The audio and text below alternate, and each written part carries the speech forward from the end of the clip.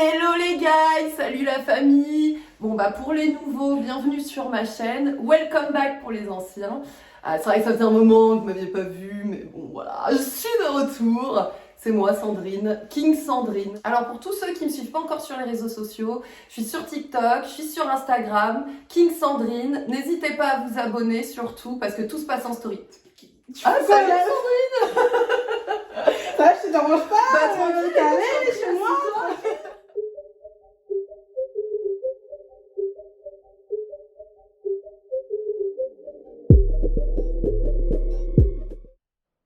Coucou la team, j'espère que vous allez bien.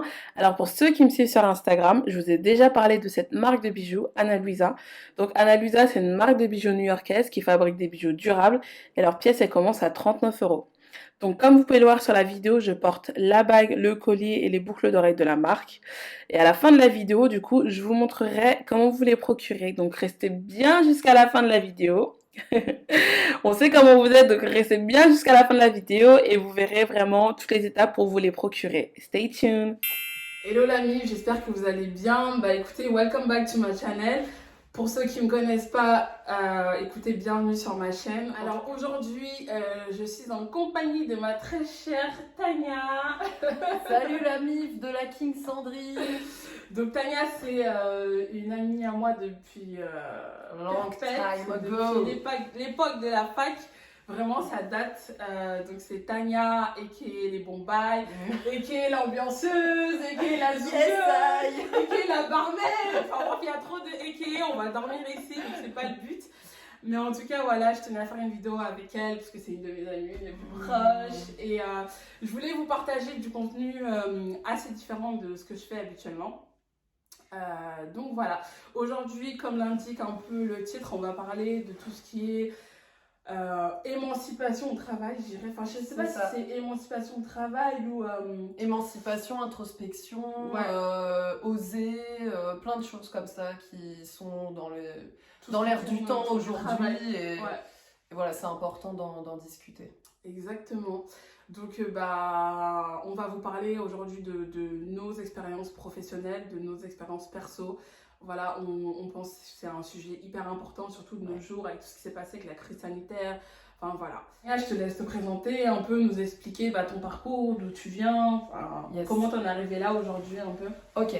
Alors du coup, bah, je m'appelle Tania, j'ai 30 ans. Mais ravie d'avoir 30 ans, hein, tranquille.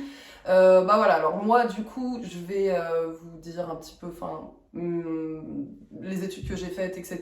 Même si aujourd'hui, je pense qu'il faut pas du tout se baser sur ça et qu'on nous caractérise beaucoup par rapport à ce qu'on a fait.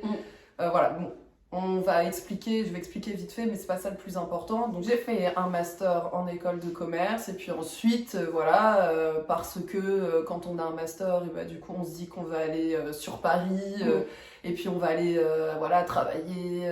C'est un peu la suite logique en vrai. C'est un peu la suite logique, voilà, on est tous un petit peu comme ça. Alors je veux pas faire de généralité, mais bon, voilà, dans les copains c'était un petit peu ça, aller sur Paris et puis se prouver que nous aussi on peut aller, par exemple, travailler dans une grande tour de la Défense, voilà. Donc moi j'ai travaillé un petit peu moins d'une année, il m'a pas fallu beaucoup de temps finalement pour me rendre compte que j'allais droit dans le mur et que c'était pas du tout ça que je voulais faire. Je me sentais pas bien, c'est vrai que je me sentais pas bien au travail, mais je savais très bien que c'était pas ça qui me donnait envie de me lever tous les jours le matin.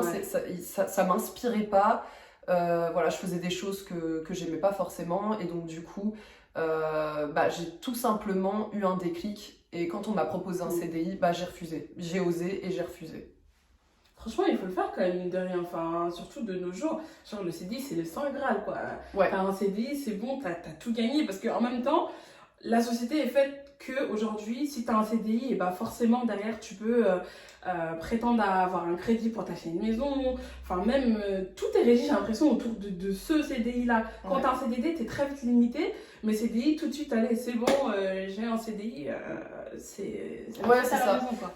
Pour beaucoup, et c'est ce qu'on essaye de nous imposer un peu, c'est un peu ce qu'on nous ancre dans la tête en fait, et puis du coup il faut pas du tout avoir peur, en tout cas, moi c'est ce que je me suis dit, Limite, je sais pas si ça vous fait ça, mais je sais que je suis pas la seule et je sais que parmi mes amis, même toi peut-être Sandrine, on en a déjà discuté, moi qu'on me propose un CDI en fait, et ben, ça me faisait peur en fait, parce que tout de suite c'est une question d'engagement et puis après on se dit comment est-ce que je vais faire. Voilà, c'est un peu ça en fait, donc c'est bien pour certaines personnes, c'est très bien, mais par contre quand on sent que ça va pas vers là où on voudrait aller, il faut faire attention, il faut quand même bien réfléchir parce que quitter un CDI après, c'est quand même assez compliqué. Donc, faut réfléchir à deux fois, quoi. Faut réfléchir à c'est deux ça. fois. Voilà. Tu quittes pas un CDI comme ça sur un coup de tête, c'est sûr que tu dois réfléchir au pour et au contre. Derrière, est-ce que je vais pas me retrouver dans la merde? Enfin, voilà, ça a des conséquences quand même. Et tu vas être au chômage, mais forcément, tu vas pas toucher ce que tu touchais quand tu étais en CDI. C'est ça. On va pas se mentir. Donc, il faut bien réfléchir. On dit pas qu'il faut ne pas accepter de CDI. On dit pas que si tu as un CDI, il faut quitter ton CDI, etc. Mais il faut simplement, en fait, quand on a une sorte de déclic ou quand on commence à se lever le matin et se dire que, bah, en fait, j'aime pas ce que je fais, ça m'inspire pas, je suis pas heureux dans mon travail, je travaille pour finalement quelqu'un d'autre, etc. Quand on commence à vraiment se poser ces questions-là, je pense que là, du coup, il faut savoir s'écouter et peut-être devenir lâcher un peu tout ce qui est matériel, etc. Et se dire, bah, en fait, il faut faire des compromis, ça c'est sûr. Il n'y a pas le choix, il faut faire des compromis, il faut se dire, bah certes, je vais peut-être toucher moins d'argent, mais au moins je vais prendre le temps pour moi. Et moi, c'est ce que je me suis dit. Je vais prendre le temps pour moi, m'accorder du temps et en fait parier sur moi pour la suite en fait. Et je me suis dit, mes 10 dernières années, elles étaient ce qu'elles étaient. Je me suis prouvé des choses. Je suis allée là où je devais aller et j'ai envie que ces 10 prochaines années, bah, elles soient encore mieux ou en tout cas qu'elles me correspondent plus et qu'elles me représentent plus. C'est ça, ouais. Et je pense que toi, Sandrine, c'est pareil. Ouais, moi c'est un peu la même chose, hein. En vrai, du coup, c'est vrai que j'en ai jamais vraiment parlé dans ma chaîne. Je me suis jamais présentée professionnellement parlant. Donc, en gros, pareil, bah, moi, pareil que Tania, là, je vais sur mes 30 ans. J'ai eu mon master en digital marketing et communication. Et vu que j'avais fait une alternance, du coup, je suis restée dans la même boîte parce qu'on m'a proposé un CDI. Donc, je dis, bah, alléluia, Saint Graal, vas-y, les parents vont être contents. Et même, c'est une sécurité, on va pas se mentir. Et voilà, donc je suis restée dans cette boîte-là, dans laquelle j'avais fait un stage, mon alternance. Donc, en tout, j'avais fait 3 ans dans cette entreprise-là. Et en fait, le poste qu'ils m'ont proposé, c'était pas donc le poste sur lequel j'étais pendant mon alternance. Et en fait, je me suis rendu compte que le poste, ça allait pas en fait. Enfin, il y avait pas mal de choses qui n'allaient pas. L'ambiance au sein de l'entreprise avait pas mal changé au cours des années. Ma relation managériale aussi, c'était pas du tout ça. Enfin, c'était même une relation toxique en vrai de vrai. Et plein de questions comme ça qui ont fait que je me pose des questions. Je me dis, mais qu'est-ce que je fais en fait? Enfin, au bout d'un moment, tu pètes les plombs. Tu es là, tu te dis, mais ok, ouais, c'est bien. Dans un côté, j'ai de l'argent tous les mois, j'ai un salaire correct. Ça m'a permis aussi d'avoir mon appartement, enfin, c'est une stabilité. D'ailleurs, tu dis, bon, bah c'est bon, CDI, machin, après la suite, c'est quoi? C'est les gosses, etc. Enfin, tu vois, dans l'idéal, c'est un peu ça. Et après, de l'autre côté, moi, je me sentais, en fait, je le voyais que j'étais pas bien au quotidien. Genre, c'était, je sais pas, c'est comme si je me perdais moi-même, je me noyais au fur et à mesure. Et même, mon copain, il n'arrêtait pas de me le dire. Il me disait, mais je sais pas, t'es tout le temps fatigué, énervé, irritable.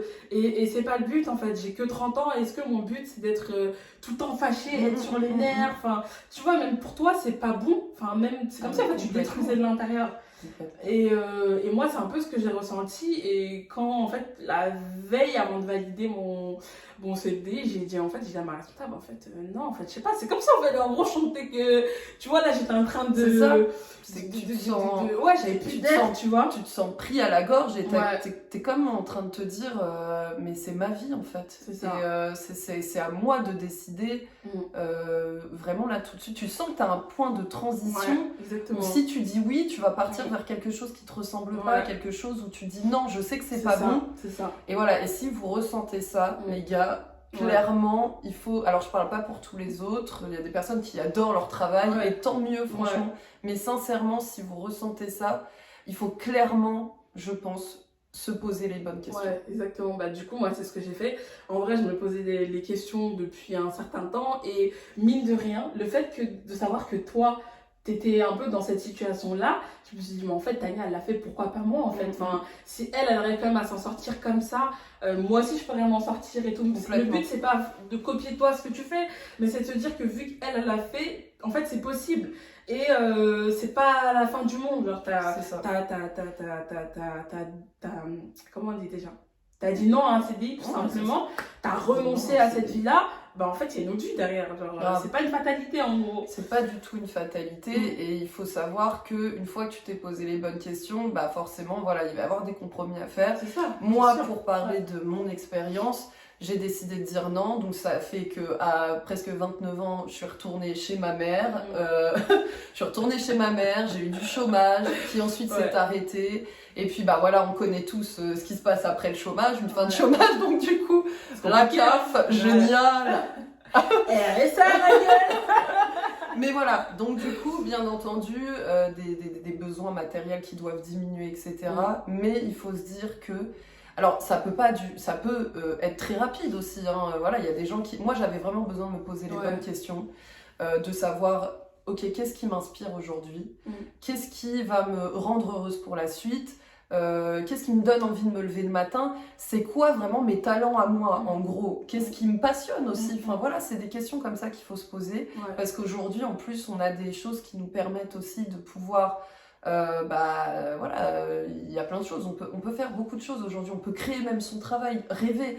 Donc voilà, il faut je pense, prendre le temps, ça c'est super important, parce que la société fait que, en tout cas moi je pense, la société fait qu'aujourd'hui tu vas aller au travail, tu vas travailler pour quelqu'un, tu vas travailler pour ses rêves à lui, et puis tu vas rentrer chez toi, tu vas être fatigué, tu vas avoir l'impression même le week-end de profiter, tu vas avoir l'impression le week-end d'avoir le temps de réfléchir, mais non en fait.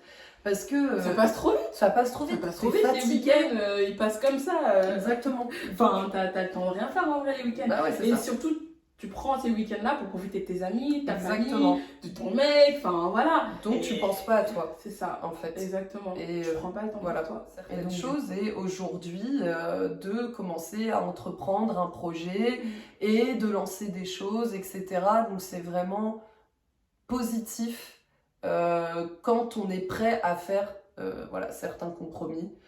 Bon, là par contre, je sens que vous êtes en train de décrocher, donc balance le son DJ. C'est que dans la vie, quand t'es avec tes potos, il faut aussi prendre le temps pour s'éclater et...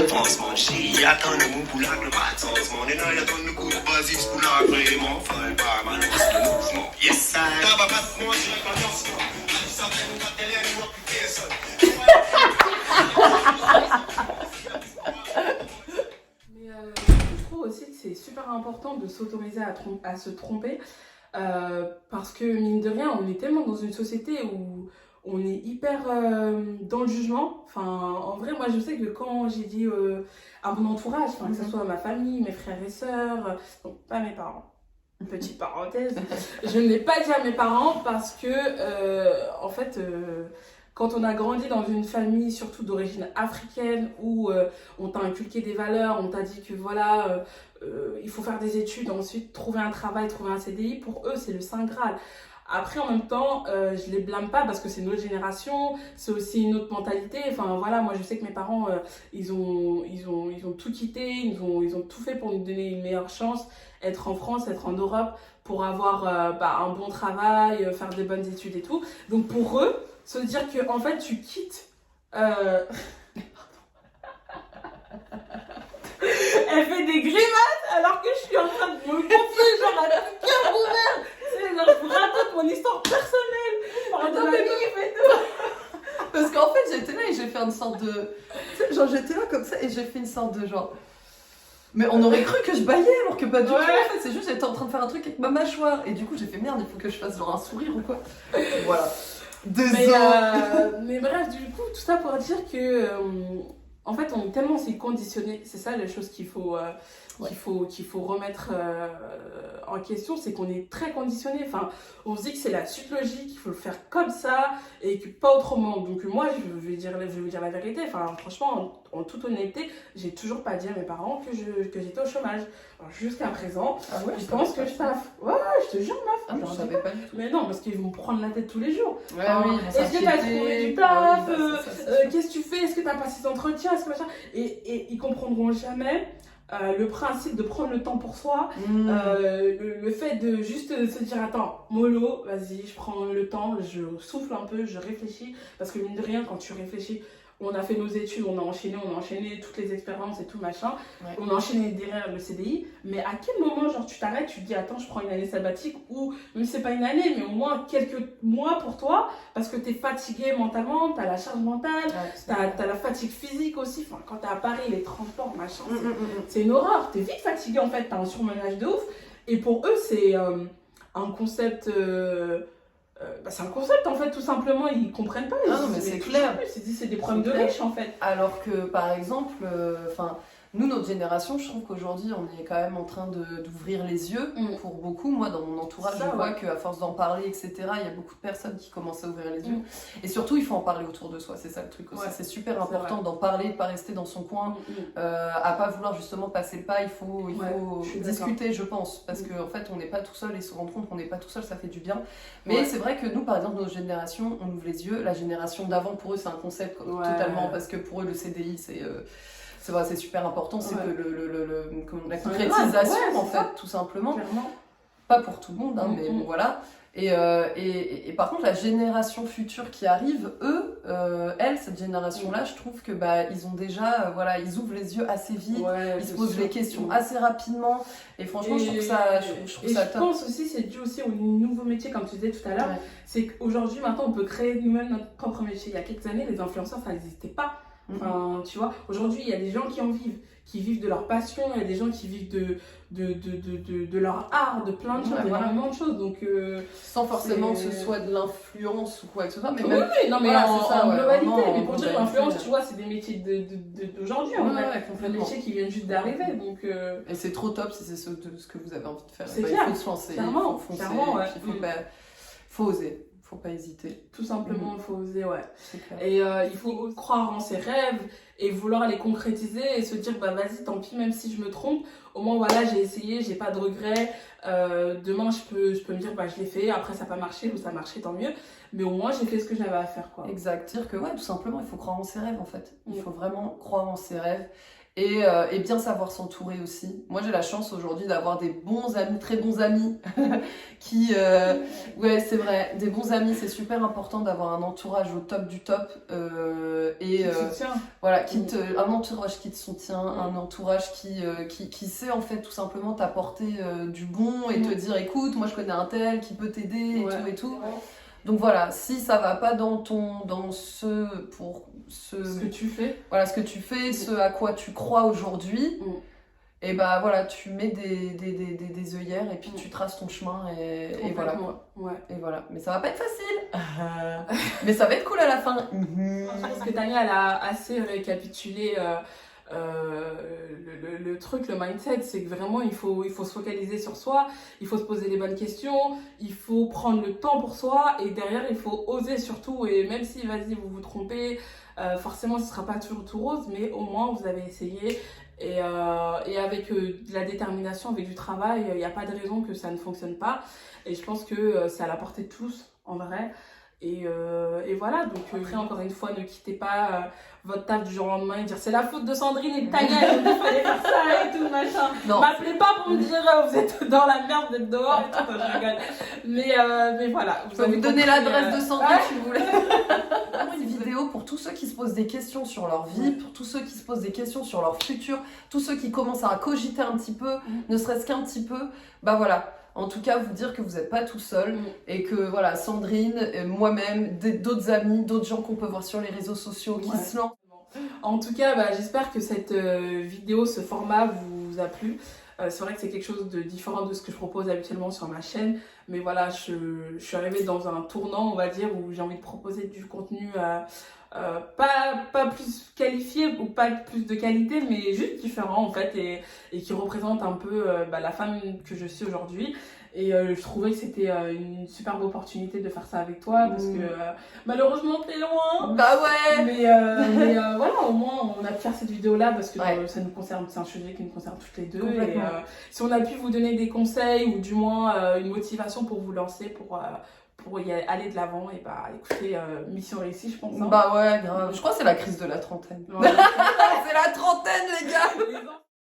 Alors comme promis, on arrive sur le site d'Anna Luisa, donc vous pouvez le voir, il propose différents bijoux, que ce soit des boucles d'oreilles, des colliers, vraiment il y en a pour tous les goûts, des accessoires fantasy ou un peu plus classiques. Donc dans tous les cas, je vous mettrai le lien du site internet en barre d'infos pour vous retrouver plus facilement. Donc voilà. En tout cas, n'hésitez pas, vraiment il y a des bonnes offres en ce moment sur le site. Comme vous pouvez le voir là, tout en haut à droite, on a le collier que je porte sur la vidéo, ainsi que les boucles d'oreilles juste à côté. Donc vous rentrez tout ça dans votre panier, vous mettez le nombre de produits que vous voulez, nombre d'articles, et ensuite vous passez au checkout. Donc là, vous n'avez plus qu'à ajouter toutes vos informations. Et également le code promo, il y a New10 en ce moment qui vous offre moins 10%. Là en l'occurrence on a 13,41 $. Donc voilà, n'hésitez pas à aller sur le site Anna Luisa. Bon, en tout cas, vous connaissez la chanson, likez, partagez, abonnez-vous à ma chaîne King Sandrine sur Instagram, sur TikTok. Je vous mettrai aussi l'Instagram de Tania si vous voulez aller la suivre également. J'ai cette photo, les gars, mais si vous voulez venir venir, pas de soucis. Non, en vrai, je vais avoir du contenu bientôt qui va Stay arriver. tuned. Stay tuned. Voilà. Stay tuned. Salut.